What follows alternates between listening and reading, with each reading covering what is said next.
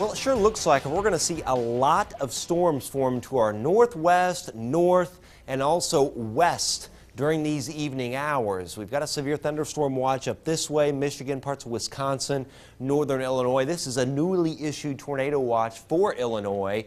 And most likely what will happen, we'll see a lot of scattered like supercell and multicellular storms up here.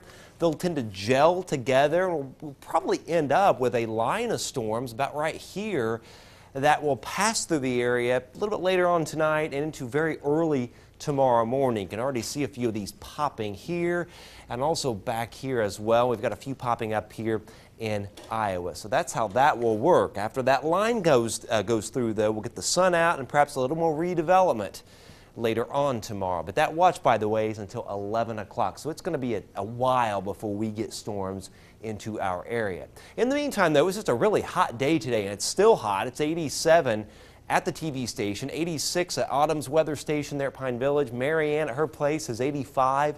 It's 84 at Logansport and 86 at Peru and 85 at Crawfordsville. And a steamy evening, 76 at 11. South winds at that point 10 to 15 miles per hour, so at least there'll be a little breeze coming in. But we will be watching some of those storms. Again, most likely later on tonight, early Friday morning. Then we get a break with some dim sun. It heats up. And we may see some redevelopment of some storms during the afternoon and evening. A little more redevelopment, perhaps Saturday afternoon and evening. And finally, the cold front will get on through here on Sunday, but there could be a line of storms with that. And any one of these rounds could have severe weather with it.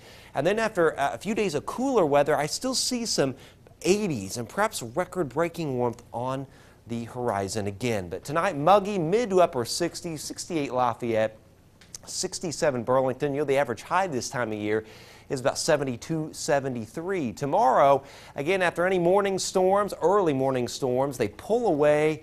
The sun comes out from west to east, so 88 at Fowler, 86 at Lafayette and Monticello, and 84 at Logansport, and an 89 at Kentland and Pine Village. So we're fine this evening, but models cranking out this line of storms coming through. We get that out of here in the morning, sunshine, and then we may see redevelopment during tomorrow afternoon, tomorrow evening.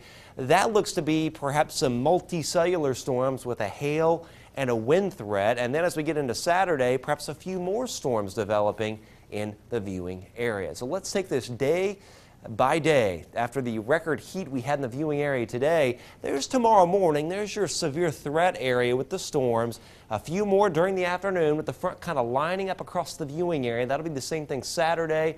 Finally get the front through Sunday, and it turns a little cooler Monday, Tuesday, into Wednesday before it starts to warm up perhaps as we get into later next week, and still certainly a lot of 80s on the horizon after a little bit of a cool down.